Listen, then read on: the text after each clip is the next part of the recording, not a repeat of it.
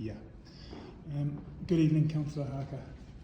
Given the clear concern that Darlington Borough Council is running scared of scrutiny, as highlighted in recent criticism of the Council's appalling scrutiny restructure, the decision to hold an extraordinary meeting is very welcome.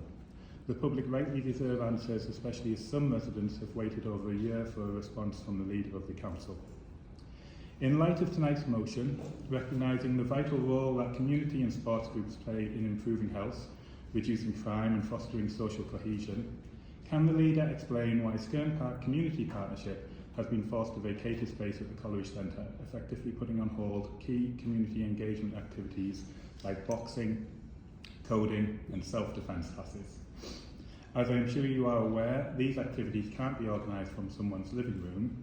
What action is the Council taking to ensure that grassroots groups like this, which so clearly support the physical activity strategy and wider well-being objectives, are properly supported, not pushed out, and residents of our town are helped? Thank you, Mr. Walker. Councillor, to reply. Thank you, Madam Mayor. Let me first deal with your first paragraph. It's fair to say that the paragraph has nothing to do with the substantive question. However, it is important that I comment. To be clear, scrutiny has not been restructured. Scrutiny has been strengthened. What's changed is to elect the chairs of scrutiny together with chairs of other committees at the Council AGM. This is similar to what we once used to do, and indeed it's the usual practice for one of the councils. As a result of electing chairs at the AGM, there was no change of which political party chairs any of those committees. No change in political chairing of any of those committees. What did change was that when the first meetings of scrutiny took place, instead of the previous practice of scrutiny committees not meeting until some 6 to 8 weeks after the Council AGM, most scrutiny committees met within a week of the AGM. And as a result, scrutiny has started much sooner than before. This was requested by Labour, yes, Labour chairs of scrutiny. So to assert that the Labour Democrat-controlled council is running scared of scrutiny is clearly nonsense. Ironically, the best example of someone running scared of scrutiny is the leader of the opposition. In his first year of this cycle, he sat on the Health and Wellbeing Board. He attended no meetings. Last year, he was a member of the Children and Young People's Scrutiny Committee. He attended no meetings. If you wish to challenge anybody for not taking scrutiny seriously, you should look to the opposition, and in particular, the leader of the opposition. Secondly, you make reference to a question which, to be clear, you asked of me. It wasn't residents, it was yourself. Which you said remains unanswered. Again, you're being very selective in your choice of words. For the benefit of members in the Chamber, the question relates to this Council's commitment to playing its part in addressing climate change.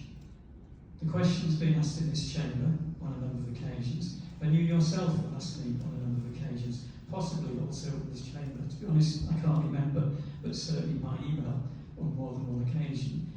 The answer has always been clear, both to yourself and in the Chamber. This administration believes local authorities have a role to play in addressing climate change, and such is the strength of that view that there is a council motion that asserted that commitment. I am happy to engage, even when there is a difference of view and opinion, but again, engagement falls when questions are simply reframed, misrepresenting facts supplied in an answer to an FOI, as indeed you did. Apologies, Madam Mayor, by necessity, this is a long answer. To the substantive question, I will be generous and suggest that you are misinformed. Firstly, my understanding is that the Skern Park Partnership continues to provide all the sports activities at their new home that it did when at the College Centre, including their popular discos. £500 of Stronger Communities Fund from Councillor Roche was used to support the move and to support Partnership and others to develop activities in the centre. As an aside, I should also say that the three Labour ward councillors have met with representatives of the Skern Park Youth and Community Centre Association and the Partnership to discuss better working together, including supporting the partnership to develop activities, including some of those that you mentioned. With regards to the Coleridge Centre, the particular arrangements there need to be understood as they are not straightforward.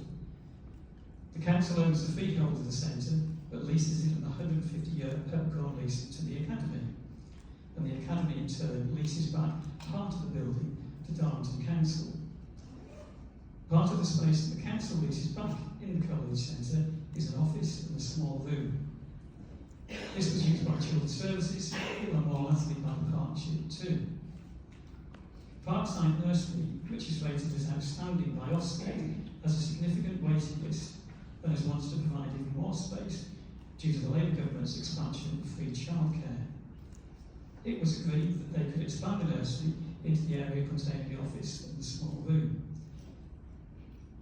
As myself a governor on Darlington's 2 nursery schools, I know what a huge difference quality childcare can make to the life chances of small children, especially those living in the most disadvantaged areas.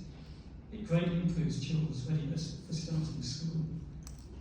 As a consequence of this decision, Children's Services have found alternative premises to deliver from. Following the decision, an amicable conversation between the Council's Estates team and representatives of the Community Partnership took place earlier this year. The partnership was very accepting of the fact that it was proposed to lease the former Shore Start space to Parkside Nursery, was appreciative that the partnership had been allowed to use the space free of charge up to this point, and requested to be advised of a vacation date in order to make plans to transfer all their remaining activities and storage to the community centre. Now, it is also important to point out separately the Academy Trust will allow the partnership to use their sports hall for football, discos and other activities. Before the Council made the decision on the office and small room, the partnership themselves had already decided to transfer these activities to the community centre. Moving on to your second question, this council is proud of the work that we do to encourage and support grassroots groups and promote physical activity of all types. There are 2 clear actions in the physical activity strategy that will highlight in answer to your question.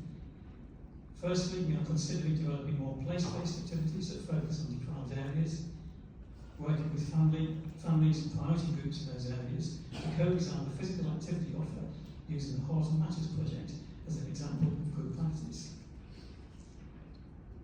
Secondly, we are going to identify opportunities to expand community outreach programmes in priority areas of the town and borough, subject to funding opportunities and requirements. A bid has recently been submitted to Sports England Places Fund, and a successful initial development phase of the funding is to work alongside local community groups in targeted deprived areas of the borough to gather insights and address barriers to participation in physical activity.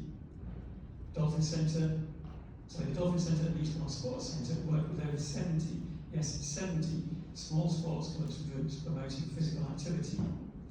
Darlington Move More will also work with any club or community group who wants to gain external funding, access coaching opportunities, or for good practice guidance through national governing bodies.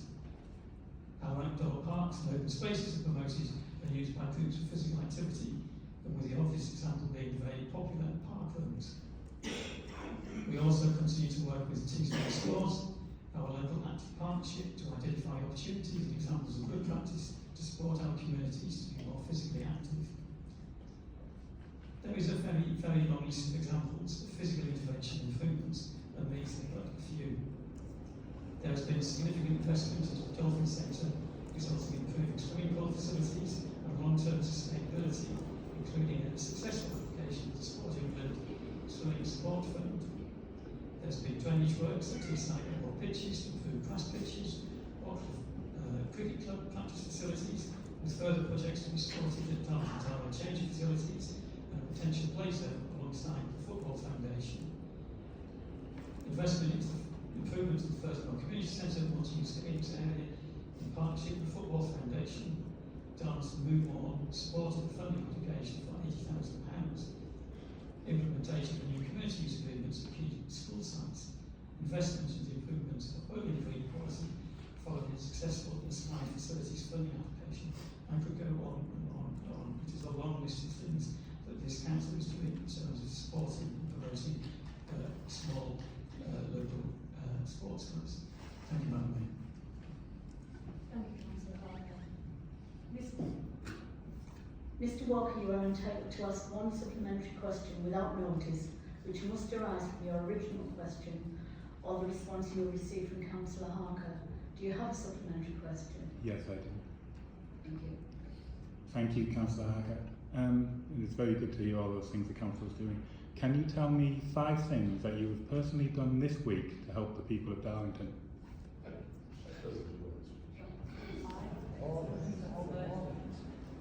I'm sorry, that doesn't arise from the original question. Okay, thank you very much.